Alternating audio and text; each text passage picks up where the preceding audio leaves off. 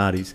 What we're going to hear tonight is, firstly, Hernan's going to talk about procedural fairness and the rules of evidence to the extent that they apply in the jurisdiction at Lidcombe, as it's now known. And Richard's going to talk about, in effect, a roadmap to navigate through the Coronial Court. I'm surprised no one's talking about how we get to Lidcombe, because having been out there a few times this year, it's torturous and it's expensive. So I'm happy for any tidbits about the best way, the quickest way to get to Lidcombe. I must say, and you can quote me on this, I can't believe I'm about to say it, but I miss going to Glebe. All right, Hernan, are you going to... Richard's going first, okay. All right, first thing I'll do is I'll make sure this is working. It is. Second thing I'll do is I'll like to welcome you, as Adam has. Thank you for coming along to get some points and to enjoy some alcohol and some food later on. As Adam said, what I've tried to do is provide a bit of a roadmap. Hopefully it won't lead to any dead ends, and it might be of some assistance. It's really a bit of a cheat sheet as to some things that you should have regard to when next you pick up a coronial matter, which may be tomorrow, it may have been today. But in any event, the first thing to note is, it's a bit trite, but the settings can happen in any one of a number of ways. You're really only limited by your imagination. I've appeared in all those sorts of things. Incarceration, justice, health is obviously something that is an interested party that may be involved from time to time, particularly in circumstances where people are being the subject of any treatment orders, who are suffering from mental illness. So that's when that occurs. Otherwise, as I say, there's no limitation as to the circumstances in which the coroner may be involved.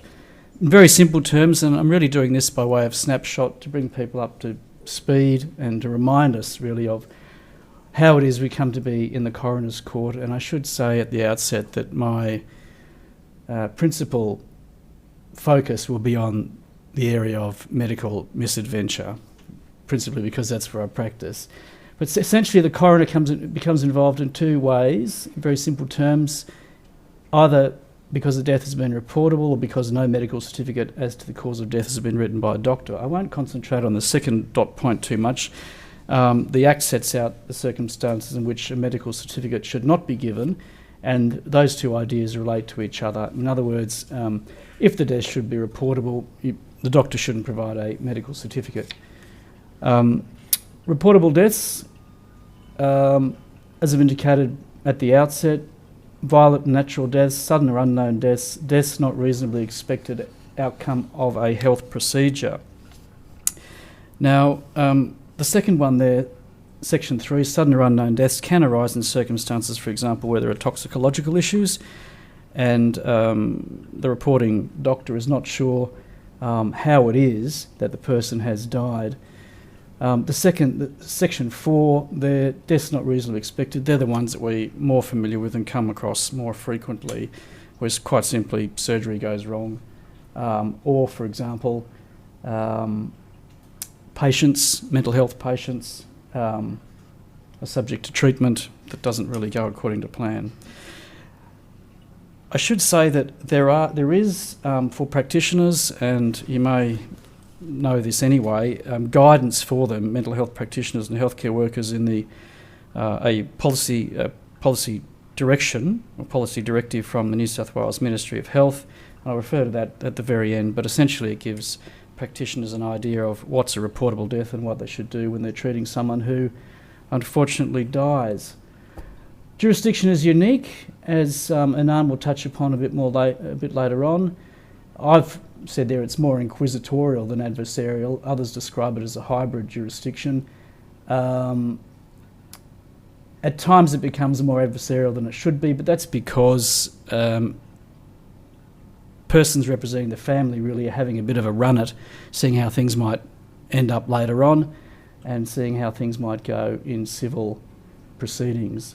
There's no right of appearance. That's why we all have to seek leave. The only person who really should be given a right of appearance are family members, and they must be given leave to appear by the coroner. And of course, counsel assisting. One thing I did want to mention was that because it's a unique jurisdiction, counsel assisting's role is a special one that we all have to deal with, in that counsel assisting formulates the issues and directs the evidence that we have to respond to as those appearing for other interested parties. Counsel assisting calls the witnesses and counsel assisting tenders documents. Those appearing for other parties can't do any of those things, although the Act does say that parties otherwise appearing may examine and cross-examine a witness, which is an interesting idea because although it puts it in those terms of examining and cross-examining, because we don't call a witness, strictly speaking we'd be cross-examining them, but in practical terms it's better, you get more bang for your buck out of your evidence if you are able to examine a witness rather than leading them. That is to say, examine them in an evidence-in-chief sort of fashion. The value of the evidence is often much higher, and coroners sometimes ask you not to lead a witness. I've seen that done, even though it's very tempting to do so because you can ask a leading question and you know what they're going to say, hopefully. In any event, the purpose of the proceedings, who, when and where, that's what is often described to as the formal findings that the coroners have to make, and then how, what occurred and recommendations. And this is really where the rubber hits the road in terms of our concerns. Manner and cause is something that we have to be concerned of where we are appearing for an interested party, and of course recommendations that might flow from that. Usually the formal findings, that is the first 3 dot points, are uncontroversial, and for the most part in medical matters, matters involving justice health, they're not an issue at all. What's an issue are the next 2, that is how and what occurred, and of course recommendations, which most of us want to avoid as much as we can, or our clients do at least. But they really flow from manner and cause, how and what occurred. Of course, it all starts with a letter of advice from the coroner, and that's an insight into trouble ahead, wherein we've all seen the letters where they say someone may have a sufficient interest and may be the subject for criticism or adverse comment, and you may want to be legally represented. Obviously, if you get a letter like that, you really should be legally represented, and that's where you all come into it and ultimately brief someone if required. One thing that I wanted to remind us all of, and sometimes we get a bit confused with it, is the distinction between manner and cause of death. The terms are often used interchangeably, but of course they're not synonymous. And there's a very useful illustration in Waller's Coronial Law and Practice, which has been in there since the first edition, I think. We're now up to the 4th edition, where the example is given of a death following injuries sustained in a fall. Now, the cause of the death, and the cause is the facts which produce the outcome of death, the cause being the injury sustained as a consequence of the fall, and generally that'll be informed by the autopsy, pathology, toxicology, and a post-mortem report. The manner of the death are the facts which produce the fall itself.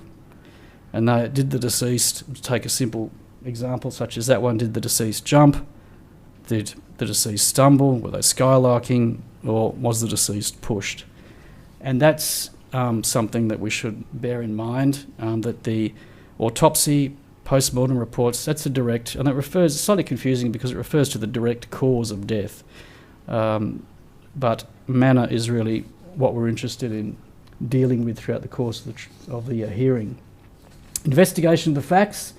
In the health context, coroners generally inform themselves of the following things: medical history of a person, the circumstances of the death, as I said, post-mortem expert reports and statements from lay people. And by lay people I mean clinicians generally, but of course it may involve other people in the family members and others involved in the antecedent circumstances leading up to the person's death.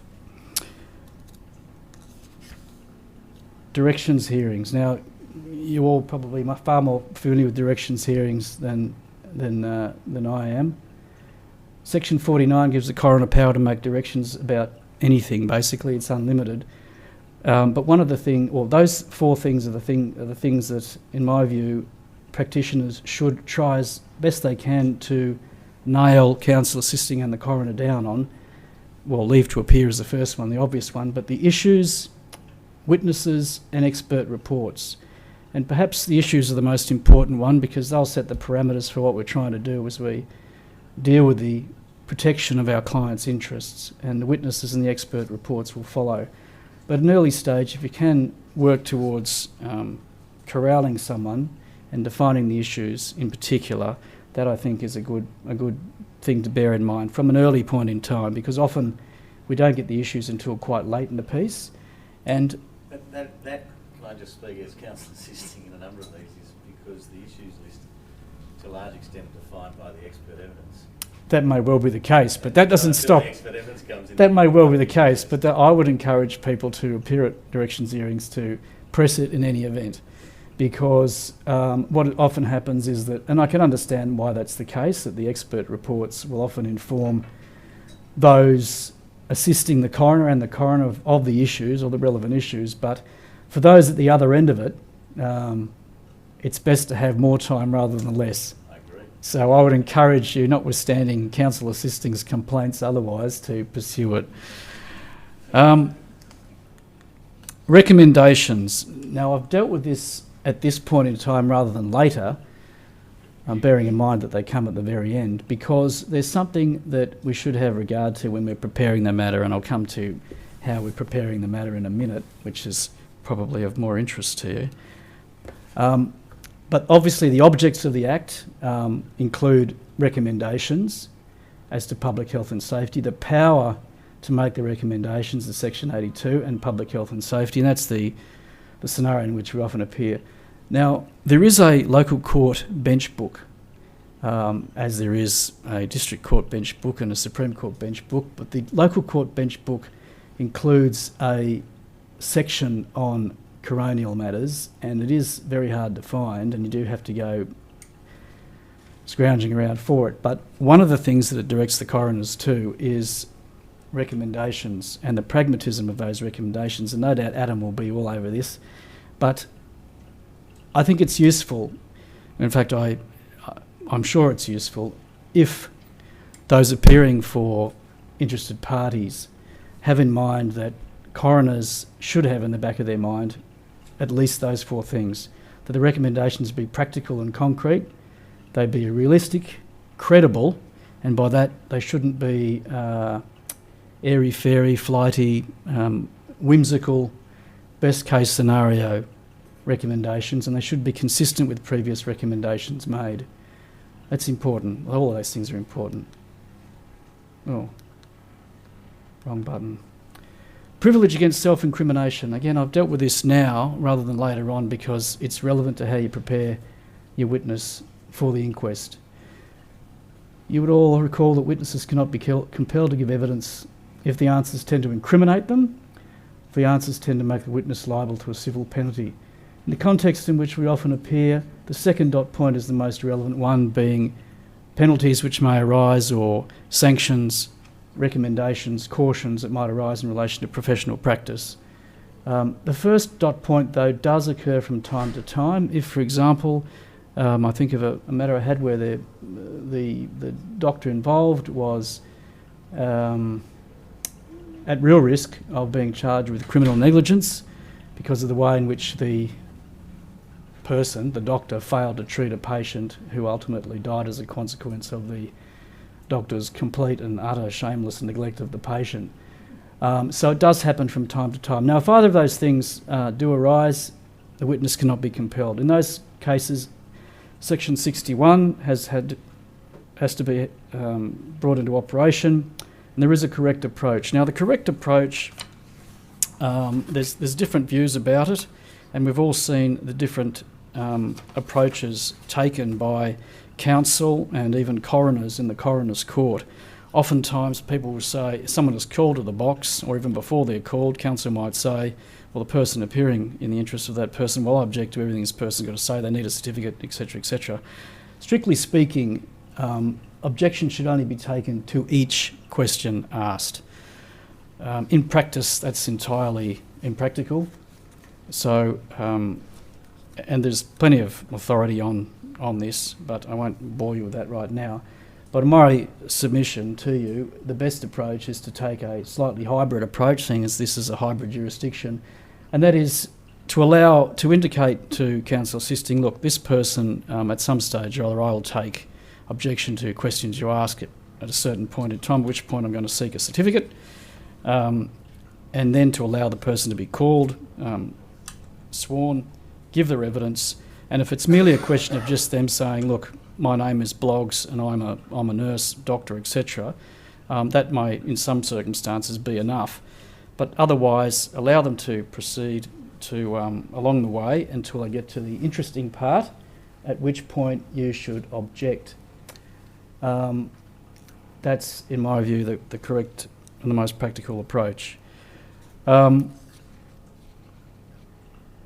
course, where the objections are upheld, and I've never been in an inquest where an objection has not been upheld by the coroner, sometimes the coroner might say, well, look, let them go on a little bit further because they haven't actually been asked anything that can tend to incriminate them.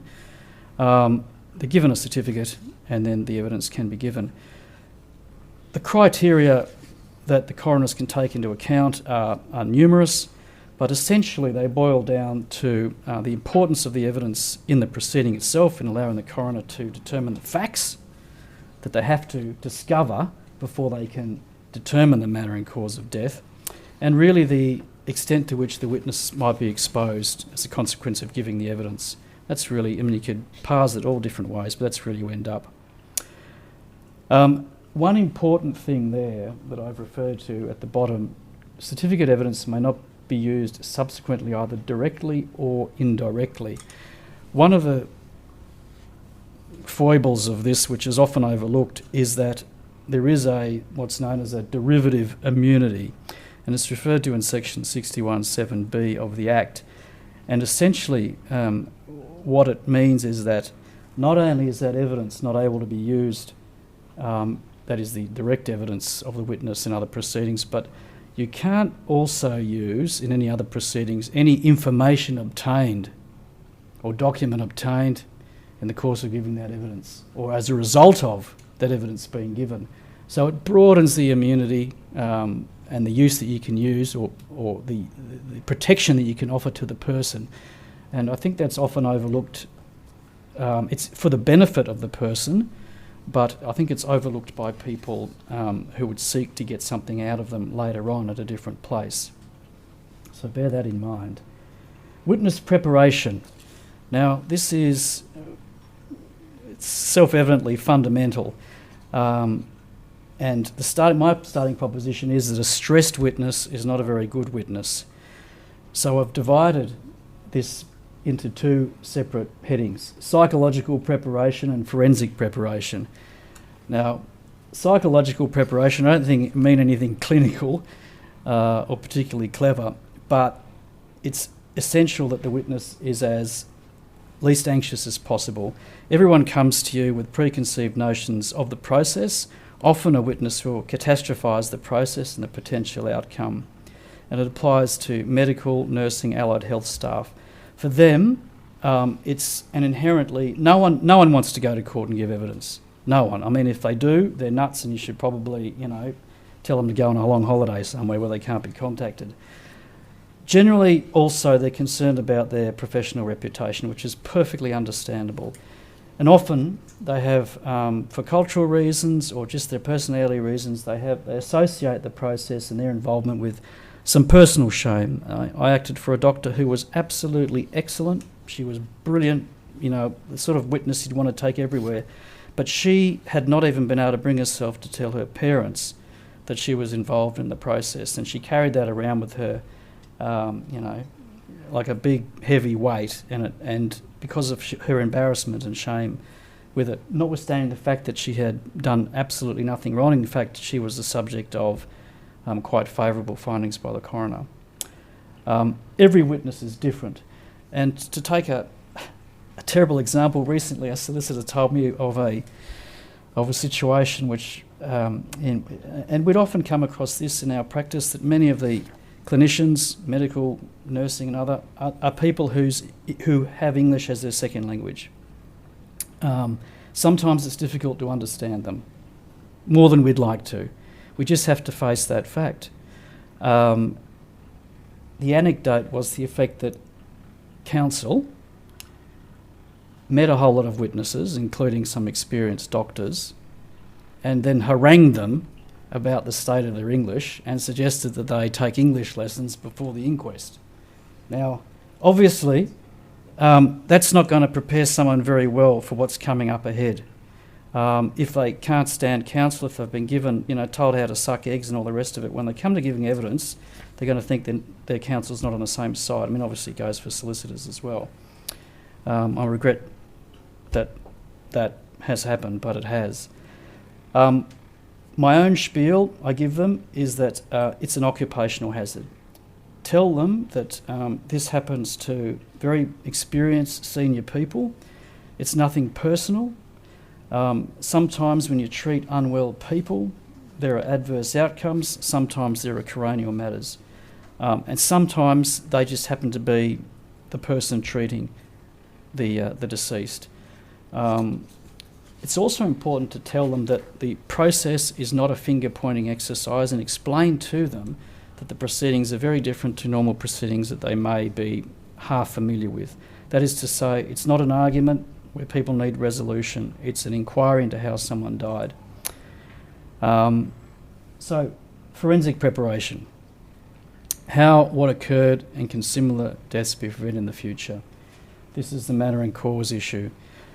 The way I suggest that witnesses are dealt with is you explain to them and that they're a piece of the puzzle. The coroner's asking them about facts. It's a fact-finding exercise. Ask them to concentrate on their own little piece, because oftentimes they'll be trying to be as helpful as possible, saying, well, so-and-so might have done this and so-and-so might have done that, and I think they would have done this because of that reason. Just say, look, forget all of that. Don't worry about it, because it'll just complicate things. Most of the time, people have some recollection of the person they dealt with. Often they'll have none. Sometimes they'll have a very good recollection.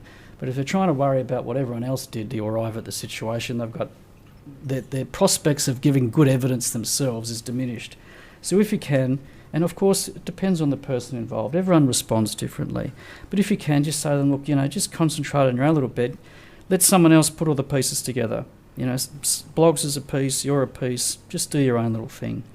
And appeal to their sense of self-preservation. Just say, look, it's easier from your point of view. You won't come a cropper. If you don't know, you don't know, that's fine. Drafting statements and considerations. My objective has, over the years, developed to be one where if I can avoid a witness giving oral evidence, that's the ultimate goal. Because even we as practitioners know that when we get something, we're full of questions. Why this, why that, why something else? If we're full of questions, the coroner will have twice as many, and counsel assisting will have as many again. So if we can answer everything as best we can in the statement, that's really the way to go. Ideally, when it comes to you to ask questions, your witness is in the box. The best thing ever is when you say, I have nothing to ask, because it's all been done. Either because there was so little left in the statement, or they didn't need to give evidence at all. I've referred there to root cause analyses just because we should be mindful of the fact that there is a prohibition on inducing evidence of a whole lot of things relating to root cause analyses, and obviously a lot of those things will be germane to the coroner's investigation, and we should have regard to making sure there's nothing in the statement that has been referred to in the root cause analysis.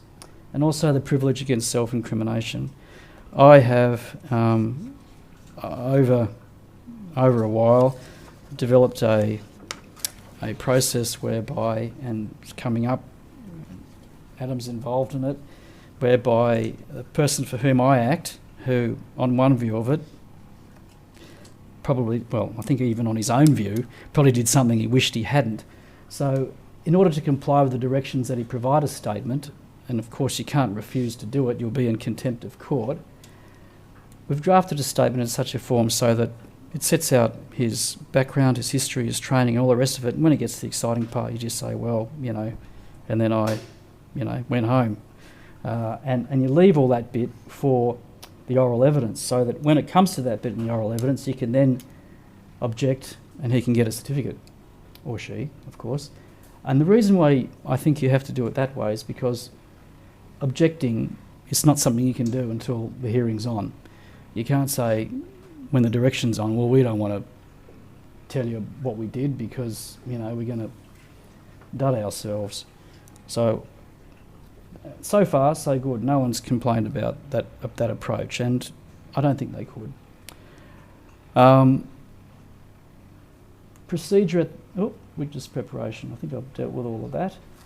I haven't actually. The oral evidence, once we've done the statement, the oral evidence, identify the problematic conduct of the person. Of course, all this ideally should be done in conference. If your person has really done something that shouldn't have happened, you've just got to address it. And you have to have a strategy. You have to understand that the witness understands the problem, and if they don't, well, you're in big trouble. But you must make sure that they understand where the problem has arisen. You must inform the witness of the plan. You don't want to just let them be called, give their evidence, and then you're objecting and they don't know what's going on. Nothing in this statement, as I've said.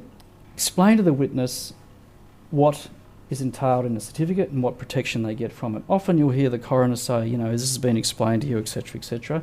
And that's another reason why you should make sure that it's been explained to the witness, because you don't want the witness to say to the coroner, well, no one told me what was going on.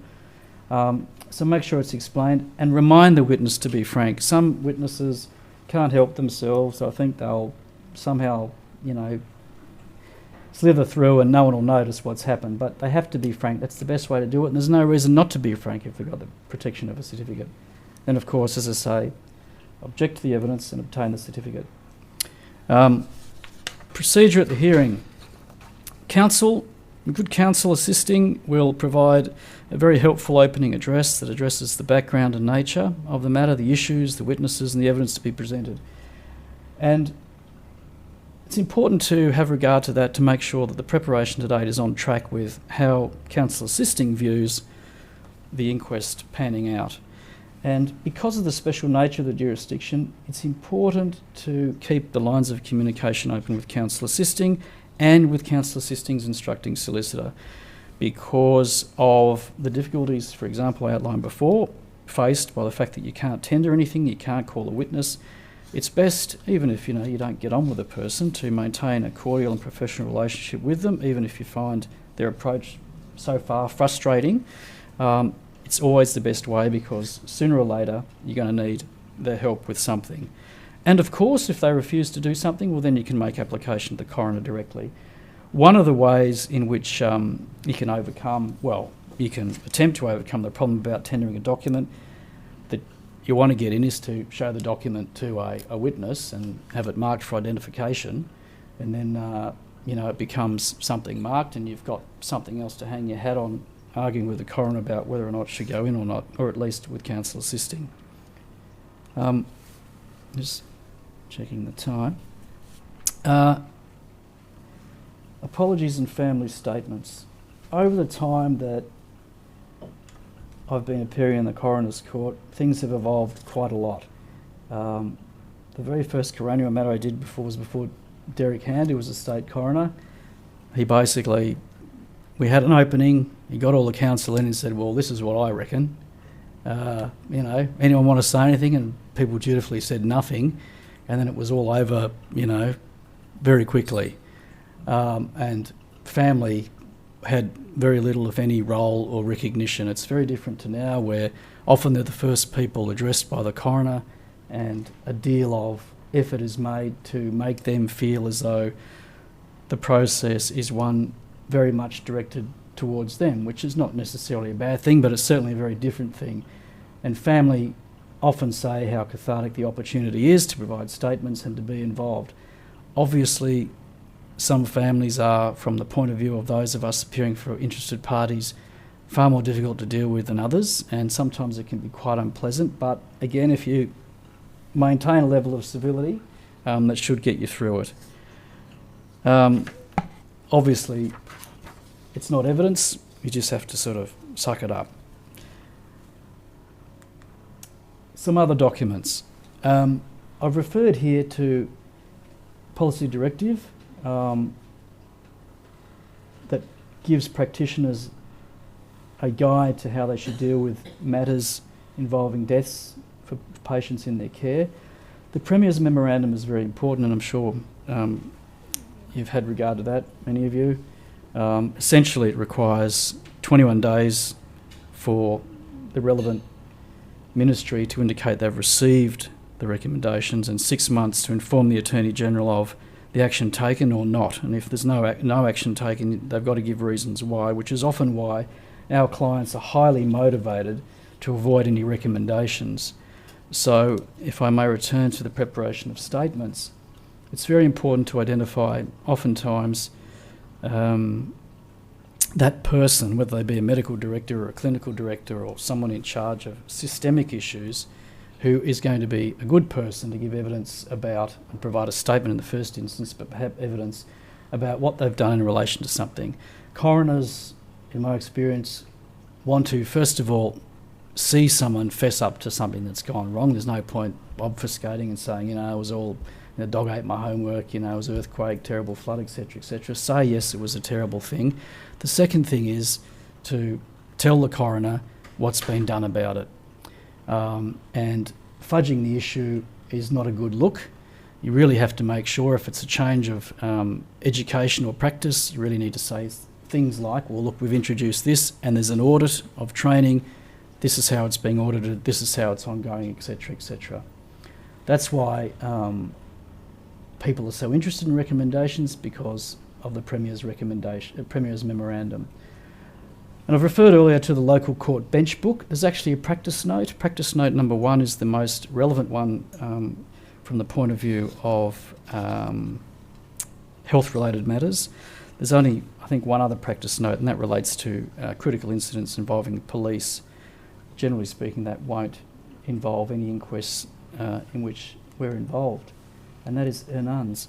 There are other issues such as non-publication orders and matters such as that, which I won't trouble you with now. And Hernan's going to deal with reviews and things like that, so your eyes are glazing over, so I'll finish. Thank you.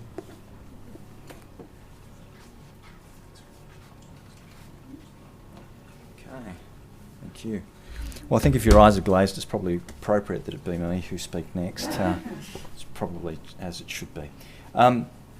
So I wanted to focus on 3 things primarily, which is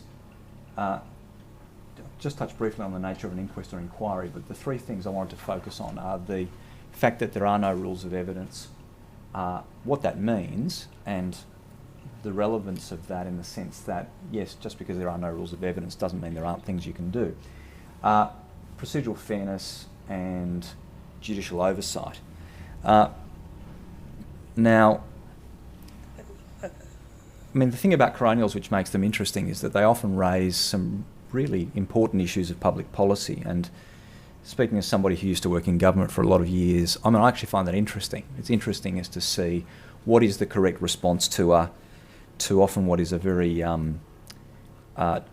distressing circumstance, a death, a fire. Now, there's a few sections here of the Coroners Act 2009 which sketch some of the outline of the jurisdiction, and Richard's already explained why it is that it's a unique jurisdiction. But in particular, I just wanted to highlight a few things here. The first is the power to conduct an inquest is found in section 21.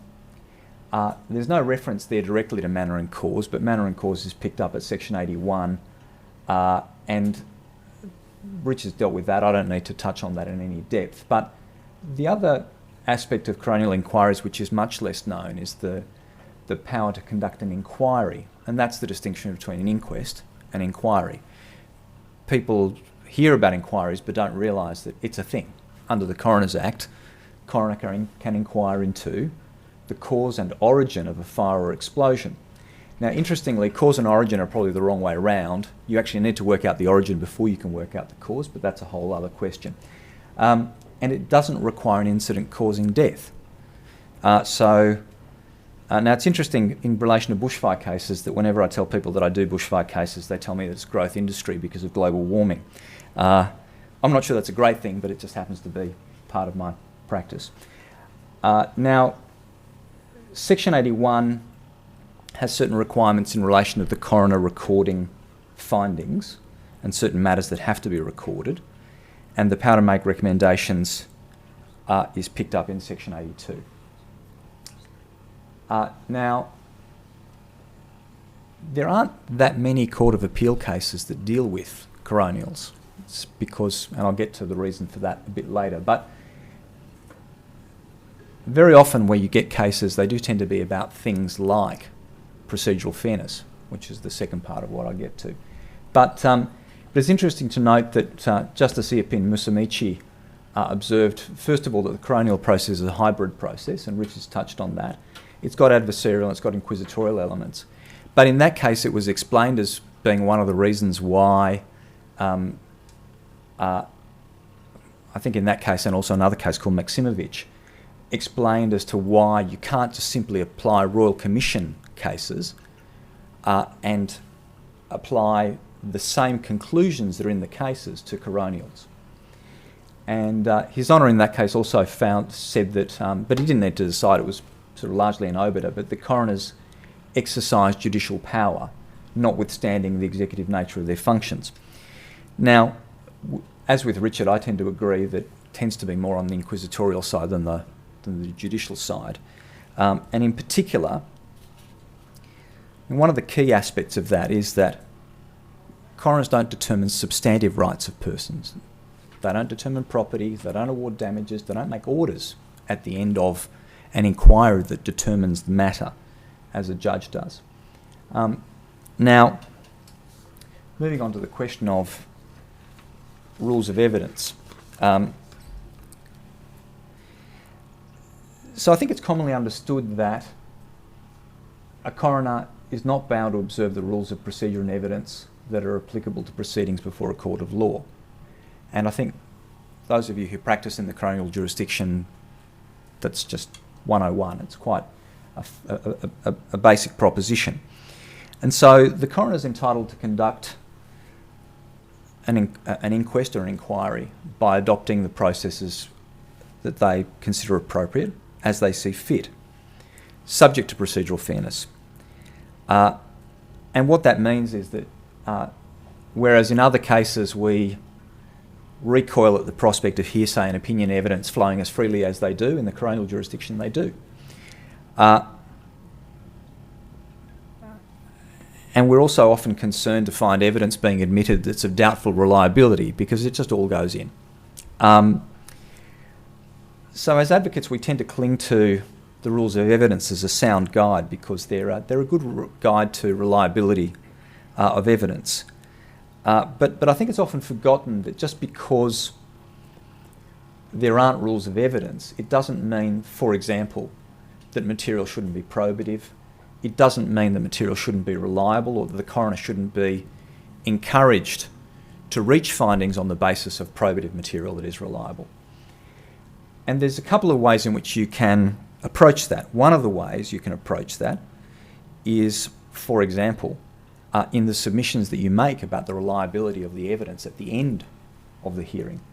There may well be evidence that is accepted or allowed in, but not reliable. And if I can just give an example, I did a matter a few years ago where there was an issue about a drowning that had occurred. A young child was taken essentially by a wave from the beach and taken out to sea and drowned. A very sad case. But there was a whole issue around warning signs and whether they should be erected on the beach or back from the beach. And there was an issue as to who owned the beach.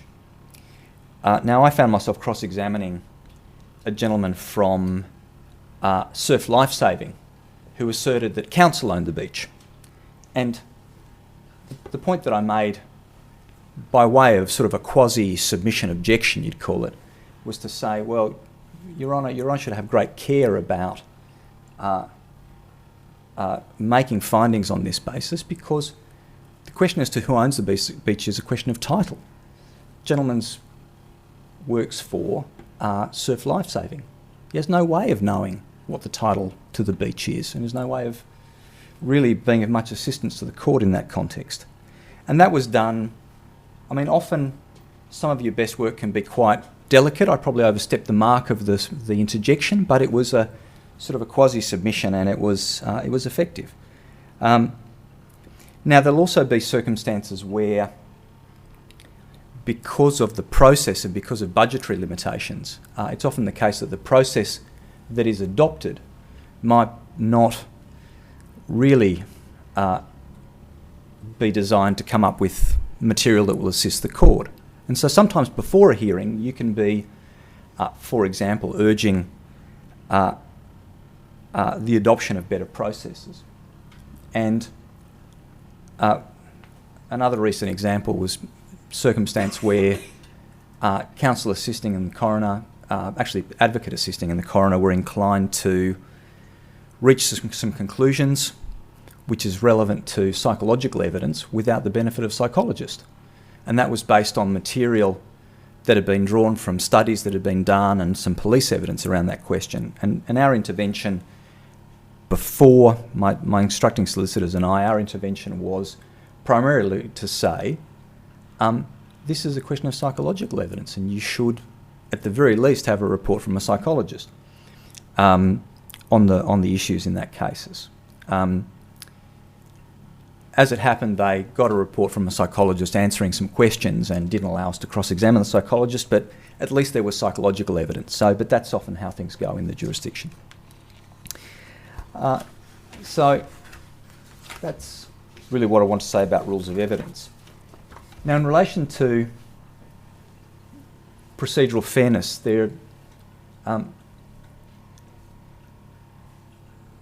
because what's being exercised is statutory power, the basic principle is that unless it's excluded by statute, the courts will imply an obligation of procedural fairness. And the good cases that you do find from the Court of Appeal and also the High Court are quite on questions about coroner's powers, very often tend to be about procedural fairness. But certainly there are arguments, and you see cases where it's argued that there's no obligation of procedural fairness, but I think it's pretty clear there are, and certainly have been for at least 20 years. That's the position. But the question is not so much about whether or not there is a duty, an obligation of procedural fairness. The more interesting question is, what's the scope and content in any particular situation? And very much it's a practical question. And it's got to be adapted to the circumstances of an inquest or inquiry.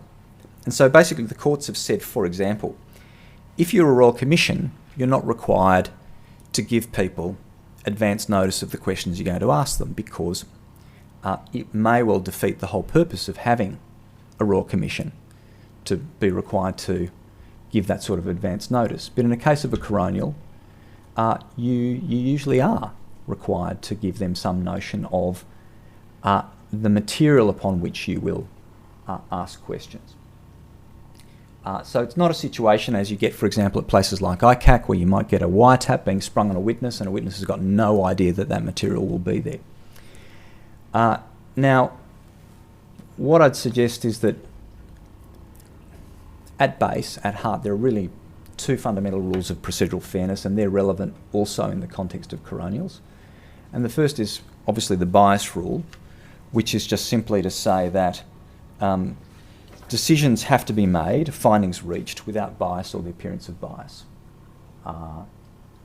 That's fairly straightforward, and it's one that doesn't come up all that often, really. You don't expect to see it. But the hearing rule is probably the more common one, and the hearing rule is just simply the proposition that a party should be given a proper opportunity to be heard in relation to proposed findings that may affect the interests of the party.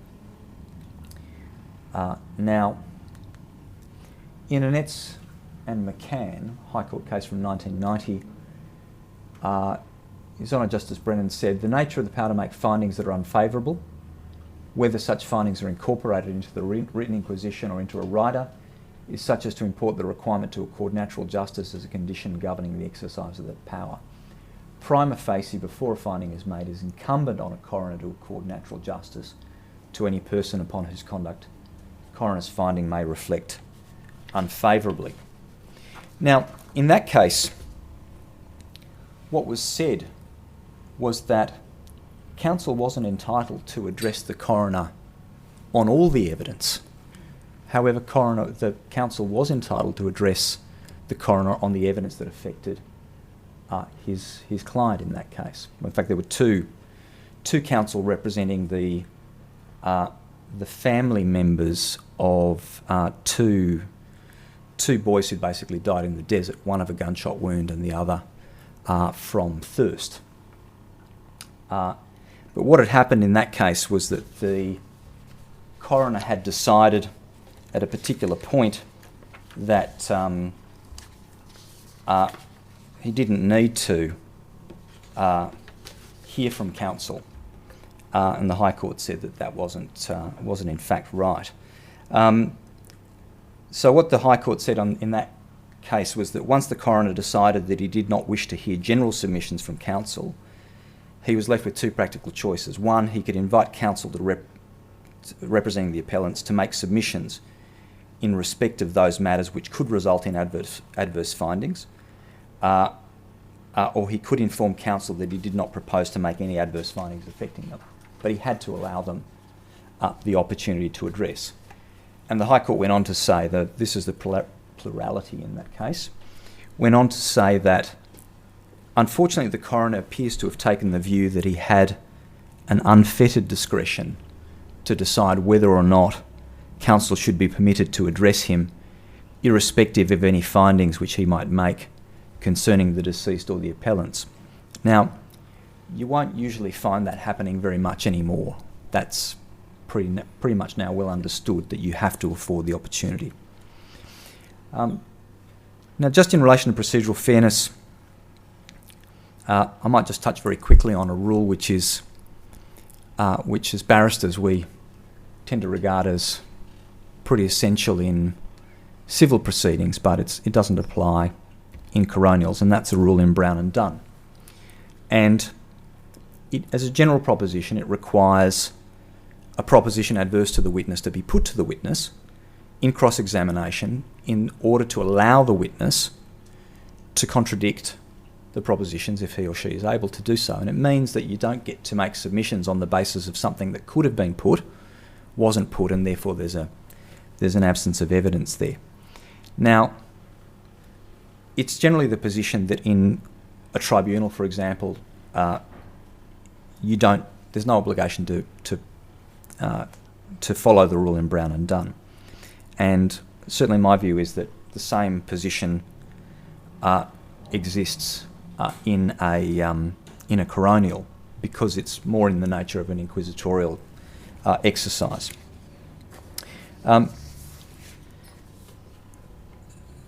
So in effect, essentially what comes out of cases such as Annetts and McCann is that the person whose interests are likely to be affected, and very often in coronials, the relevant interest is reputation. So if findings are made, they will affect reputation, and that person should be given the opportunity to make, should have a full and fair opportunity to make submissions as to why a particular finding should not be made. Now, in practice, one of the problems you often have is that processes are adopted in a fairly abbreviated way. So I recently had a coronial where a couple of experts were being cross-examined on some issues that were relevant to my client, and they had to make a plain. And the coroner was quite happy for them to go and make the plain, but it meant that in effect, after everybody else at the bar table had asked questions, it left me with approximately a minute to ask my questions, which wasn't going to work.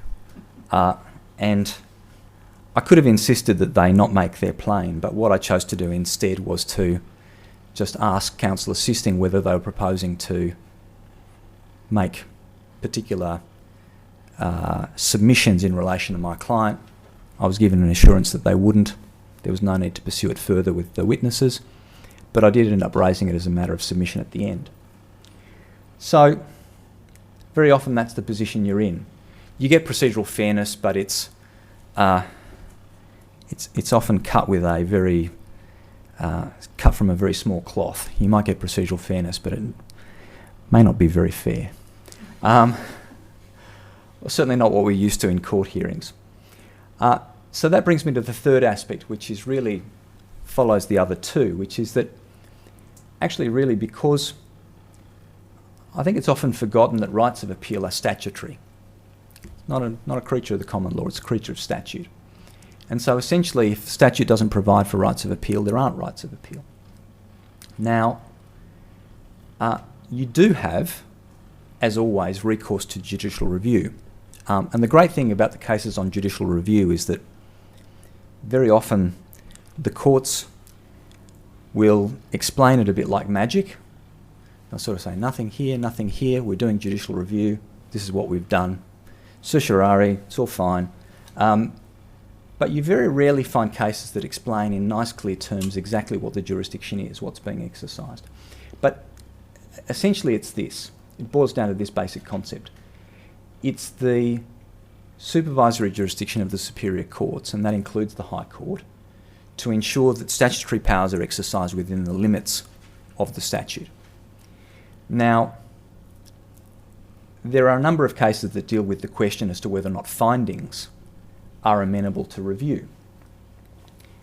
And the usual position is, with some exceptions, the usual position is that the findings of a body such as a Royal Commission or a coroner are not themselves subject to review, in the sense they can't be quashed. You can't get certiorari for in respect of findings. Because they're not a decision that affects rights and obligations of parties. And by that I mean substantive rights and obligations.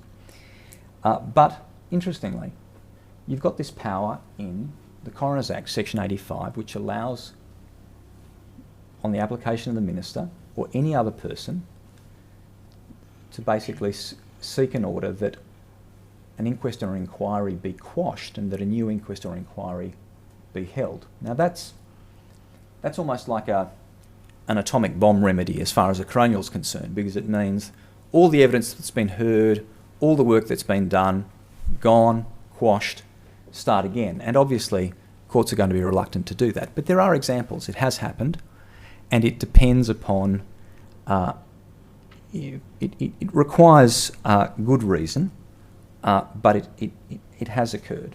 The relevant consideration here is obviously the interest of justice. And when you get to subsection F or any other reason, it means that the arguments that can be brought are necessarily open. Any person can bring the application in the interest of justice on those bases or any other reason. Now, as I say, it's rare, but that's always available. But in practice, most clients don't have much stomach for further proceedings after a coronial. They may well have received findings they're not entirely happy with. And reputational harm is real. It can have effect on people's professional lives. It can affect them in lots of personal and real ways. But because there are no rights of appeal, there's not a process whereby a court can sit in judgment and say that particular findings are not correct or not correct and preferable, and can't change, in effect, the findings that are made by the coroner. So there's a great deal of autonomy there for coroners to reach conclusions. And sometimes what you find is that those conclusions are against the run of play. So you may have been sitting in a hearing where you thought the evidence came out fairly well for you and for your client, and then you get a surprise at the end. Very often there's not very much you can do about that. And so part of what Richard was talking about earlier, which is very important, is just simply doing the best you can to immunise yourself effectively from that. And the way you do that is with your preparation, with your statements and other things. I just wanted to leave you with this thought, which is one that, you know, I've certainly read elsewhere, but I do think it's essential. You often find that even very, very experienced judges find themselves in a position where they're, for example, conducting inquiries, and they're almost liberated in that sense, and they're not subject to the same oversight that they're used to, and they approach it in a different way, even though their instincts are based on judicial training. What I would say is that all of this highlights the importance of getting it right at hearing. Obviously, strong preparation is important. Spending time with your witness, and often also involving counsel from a reasonably early stage. I mean, that's the plug that we often like to make, but it is important. Well, I certainly find that when you work as a team and you're working on the same basis in the same direction, it tends to go better. And you get to put your material on well in advance, so you're ready to go and you're not doing things at the last minute. All those things just make things run much better at hearing, and you tend to get better results. So to quote someone that I used to work with a number of years ago when I worked in government, she said, and I find this applies to the coronial jurisdiction, "Some of my best work nobody ever finds out about."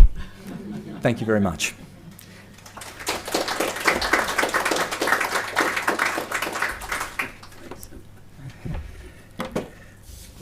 Thanks, Hernan. Thanks, Richard.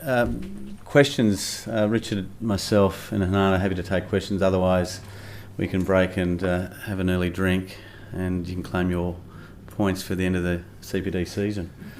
I might just pick up on one thing that both Hernan and Richard have spoken about, which is statements. I think it's very important when you're acting for an interested party to look at the whole case, what the true issues are, and identify what your exposure is, that is your client and in particular witnesses. Identify your strengths, speak to those strengths, identify your weaknesses, and don't shy away from them, address them, because they will be exposed ultimately through oral evidence, whether from counsel assisting or another interested party. Unfortunately, you know, particularly in the medical context, you do see sometimes other clinicians taking pot shots at co-workers to protect their own skin. So at the end of the day, I think a warts and all approach is a sound one. Lead with your chin. You'll get credit for it ultimately, I think, from the coroners. Any questions for either Richard or Hernan? Les? Richard mentioned that you'd be in contempt of court for not providing statements, but in a coronial jurisdiction they can't force to provide statements. That's, there's an issue that has yet to be determined, and perhaps if I did say they would be in contempt, perhaps I should have said there's a risk that they may be, because, I mean, and that's led me to this approach that I now adopt about the limited statement, is that I spent a deal of time trying to find out what the position would be, and if the coroner has power under the Act to make orders about how the proceedings are to be conducted, and those orders are directed towards an interested party who presumably at that point already sought leave to appear in that party, and Mr. Bradley of counsel has raised a similar issue, I should say, that if that party just determines, well, I'm just not going to comply with this order, it does present, I mean, what's going to happen? Either the coroner's just going to say, oh, well, fair enough, they're just throwing their nose at my order, or they're going to do something about it. And at some point or other, it's going to come to a point where it has to be litigated, and it hasn't been litigated to date, and that's the problem. I don't think it has. I certainly would recall counsel here before a coroner raised the same issue recently. Yeah. And the coroner said, you're right, I can't force you to apply to give a statement, but I can force them to come to court and give evidence. Well, that may be what that coroner has thought, and perhaps you had a lucky outcome. It wasn't me. Well, whoever it was. Yeah, I think I know the matter you're talking about. But I wouldn't be quite so bold as take the view that that's a concluded issue, and that's why I've adopted the approach I have. Generally speaking, the clients of whom I appear are pretty reluctant to rock the boat with the coronial jurisdiction, and even in circumstances where, being as objective as I can possibly be, I think, well, why don't they cart this particular coroner up to the Supreme Court to get some direction about even the scope of the coroner's inquiry? Because certainly the Act does say, look, there are limits. You have to draw the line in the sand somewhere, whether it's recommendations or issues or whatever the case may be. And there is authority to the point for a proposition. This is not a royal commission. Yet sometimes they turn into sort of endless fireside chats about all sorts of things. But notwithstanding that, the clients have to be prepared to do something about it. Generally speaking, they're not. So the approach I've taken is a sort of a practical solution to a problem which, in my view, and it's not resolved, it may well be that the coroner in question was on that particular occasion of a particular view about what could or couldn't be done. But from my point of view, I don't think it's concluded.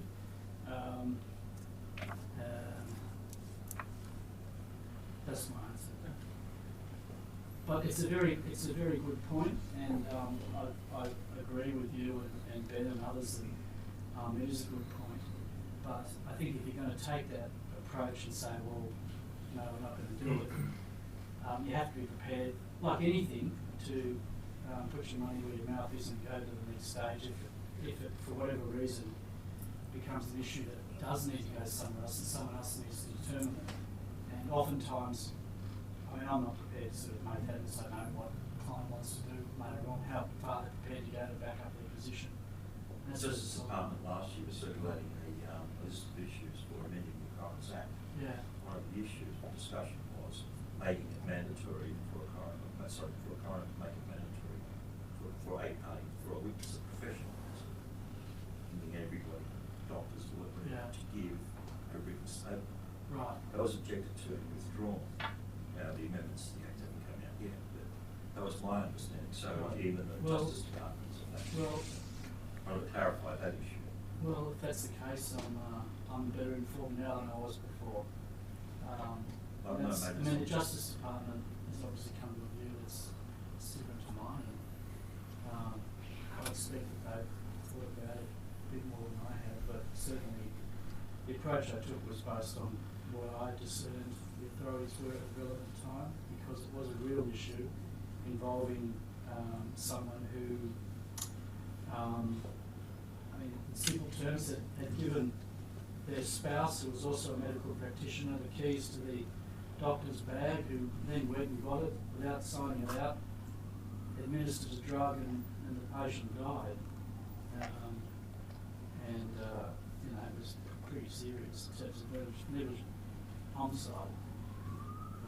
But the reason I raise it is because lawyers often advise witnesses, what their rights are, whether that can be committed. Yeah. So quite often you tell them there is no at this bit. Yeah. Well, that's true, and I think it's been concluded. But the other thing is it's a practical matter. In terms of, I think Adam and Hernan both touched on it. It's getting through the process. Sure.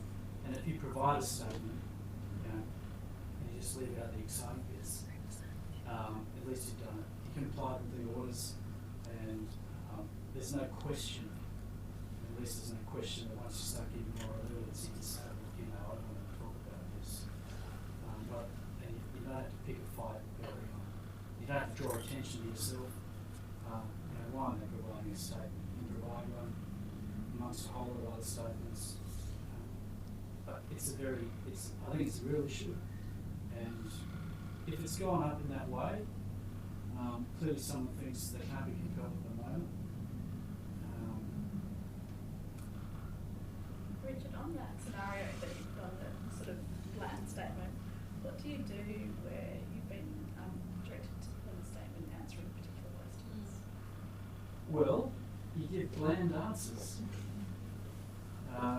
Obviously every case turns on its facts. And it may well be that if they're asking questions about something you really don't want to talk about, you don't address it. Or you address it in a way that doesn't say anything. I think it's always better to provide an answer, even if it's an answer that the questioner is unhappy with. Because at least then they can put it down to, the stupidity of counsel or whatever. But at least you've done it. It's got them off your back, which is, not irrelevant consideration, particularly with coronial matters, where there's usually more than one thing to do. Time's marching on. But it is difficult. I mean, I think that gets back to Leslie's point, that you can't compel someone to do something. And it's not interrogatory. It's not our powers to issue interrogatories. Sometimes the questions are approaching interrogatories. I agree. Like 47 questions. I agree. Yes. I agree. I mean, it went away in the case I was involved in. You just said, no, you cannot interrogate us and we're not answering your question. But it's not an uncommon thing with lately. I agree. It's not uncommon. And I think they're just pushing the boundaries. Yeah. And the other thing to remember, is I'm in a Coronial at the moment for an interested party where my instructing solicitor has received a similar sort of requisition. And I took the view that they should write back and say, well, we're not going to provide answers to those questions because we have no control or no coercive powers over these particular people that have been identified, that we go and speak. And we said, well, quite frankly, send the officer in charge of the Coronial investigation along and they can interview them. Yeah. It's case by case, but you've got to look at it very clearly and forensically.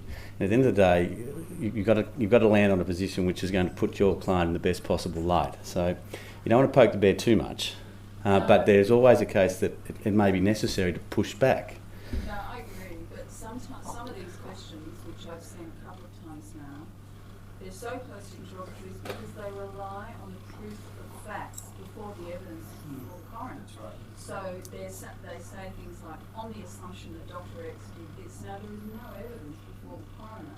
Counsel Assisting is listing 47 questions based on facts that we say haven't been. They're asking for expert opinion. And they never do. Exactly. Yeah. I wasn't aware that it was an emerging practice. Oh, yeah. Oh, yeah. Okay. 12 pages for one witness, 12 questions. Right. Okay. Well, I mean, if that's the case, I don't think there'd be much pushback from them if you just said, well, That was the witness who said, I'm not giving a statement in my case. He just said, make it reasonable and I'll give a statement. Yeah. Now, what do you say? Well, it's not a statement. It's a deposition as to interrogatories, Sorry, there's a question at the back. Sorry, how do you deal with the pushback we get from coroner's law is that, particularly actually for the LD, Yeah. they essentially say, we want a statement for every single person in this case. Yeah. Like I've had some where I've had Just something like 38 witnesses or something Yeah. like that, and Yeah. just gone,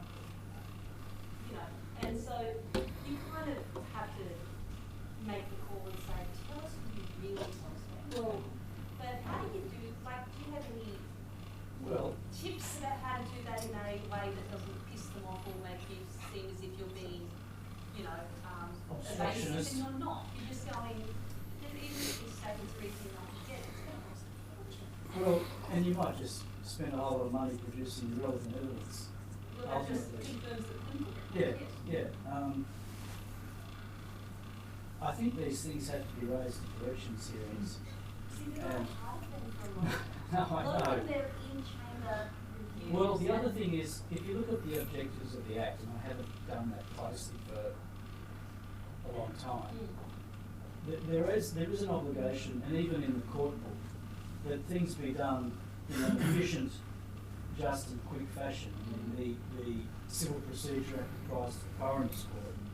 And you just say, look, and also the coroners have to address the real issues, things that are relevant to the issues. So that's why I was suggesting that the issues be, you hammer them with the issues. Well, what are the issues? And once you've done the issues, it helps you work out, well, who are the relevant people? Why do we need to get, the nurse who was working overnight who made observations every, half an hour of the patient?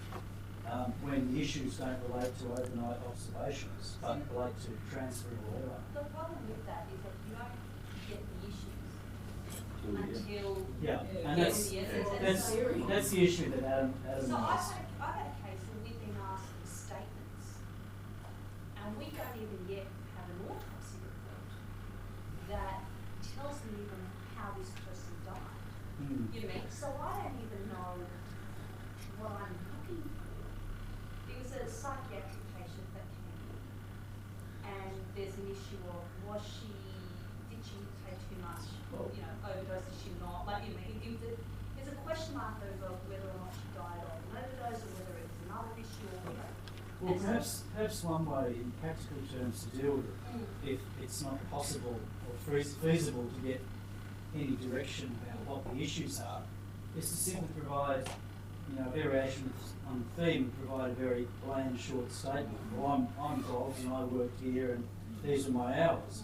And if it comes to pass that that person's involvement is not relevant, well, you can get rid of that statement, or you can go on the brief at tab 412. But if they become relevant, well, then you can provide a supplementary statement. My experience with that sort of thing is that the sort of person that asks for, I want a statement from everybody, is never the coroner. It's usually the officer in charge who knows nothing about medical issues, has no idea what's going on, Yeah. and will just say, I just want a statement from everybody. Yeah. And they, because No they, one's done a no, because they're on a chronology with deadline to cases get the about. preliminary Well, maybe brief from the that's- coroner by a certain day, so all they do is they get this, or they get a letter from us saying we're not supplying these statements unless you identify the issues. And quite often the coroners and Crown will tell you the issues that they want, or the questions they want a particular witness to address. Where officers in charge don't. Yeah. They don't have a clue. Yeah. And so they're the ones who are most likely to ask you for everything. So normally what you do is write to the court, because they won't even tell you who the coroner is. Find out who the coroner is, write to the coroner, you've received this request. Please tell us the specific issues you want each witness to address, and we will tell you whether it's reasonable, we think it's reasonable. And well, there you go. And There's one option. You know, most of the times they'll just say, okay, we don't need any of those. Or you just, you know, it depends on the time, of course, there's the directions hearing or whatever, and I mean, in the end, I think most coroners are pretty reasonable. You know, if you're prepared, if you turn up acting reasonably, I think you'll get reasonableness back. See, but you're assuming that we've got directions hearings, so a lot Well, of mine, the Yeah, directions. there's no directions here in these days, it's way late in the piece. They're all being done as an in-chambers review. Like, I've got a couple at the moment that they're all in-chambers reviews, statements have been given, we don't know what's happening, and so I just have to every couple of months ring and say, what, you know, do you need anything, can you tell me what happened in the in-chambers review? And a lot of the time they'll just say, oh, we've written to the family to ask if they want an inquest. I'm like going, shouldn't that be a decision the coroner makes rather than the family makes? They always seek families, But always. Input's one thing, but it seems to be that they're waiting on almost instructions. Well, it's like when a coroner decides to dispense with it, because the first thing they'll do is say, we've written to the family, give them 30 days to tell us whether they want it, because they will check through that. So, and family plays a very big part, a Yeah. huge part. Well, in practical terms, you know, you really can't get out of providing them, just provide the bare minimum. And if someone's unhappy about it, you say, well, look, you know, what are the issues? You know, what do you want me to talk about? What do you want this person to address? I think that's a fair question. Yeah. And Can I just add, sometimes it's a bit of a chicken and the egg problem, because if it's a complex medical matter, until the statements come in, which invariably are from clinicians, LHDs, have to be given to the relevant expert to provide their opinion. And it's not until you get that expert opinion that you have a much better feel for what the true issues are. Isn't that where the coroner should be guided or assisted by a doctor? For example, most of a good starting point, most medical negligence or medical deaths is where you send them the medical records to an expert, someone who can interpret what went on and have some idea where the issues may lie. Now, you may not get everything until you get the statements, But it's a damn good start rather than just... That happens, Les, but I'm really talking about those matters where there might be 8 interested parties because across a diverse range of specialties where there's overlap, and it's not until really on the last day of the inquest when the experts are being cross-examined in conclave that it really emerges as what's actually happened, because you've had the oral testimony, you can put proper assumptions then to the experts, and then it all falls out. It's not ideal, but it's just sort of how it unfortunately seems to occur more often than not. Tim, I think you had a question. I was really sort of goes back a further step. It might be something that Les has got to tip on about often sort of resting control at the early stage of investigation. If it's an investigating officer, needs to be in a situation where it'd be, all right, a request, we want to just line up a dozen witnesses from the hospital and sit down with them with a laptop and take their statements on the spot. And response to that was often, we'll cooperate with the process. However, can you maybe tell us what the issues are and try to wrest control of at least the drafting or settling of statements and a bit of procedural fairness in the, if it has started and witnesses may not have told the hospital what's going on, and if there's a draft out there, that they at least get an opportunity to get some advice about it. Sometimes it's already, the issue's already flown. Other times you end up doing the work of the investigating officer. Once you demonstrate some goodwill, probably answering rather than asking a question, but is that the situation you come across, Les, where once you start delivering or saying, look, we'll get some statements to you within the next few weeks, then you do get control, or Yes, absolutely. rather than the investigating officer? Yeah, the OICs would love nothing more than to hand over. It's human nature. It's something less that they have to do. They're saying, look, I've got to get these statements on. I don't trust you, lawyer. I've never had an OIC say that to me. Nine times out of 10, they just want someone who knows what they're doing to do it.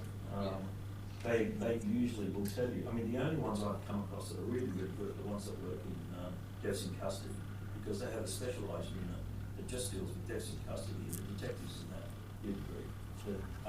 Right on top, they know where all the documents are, who to speak to, what issues they need to get. So they've already got their checklist.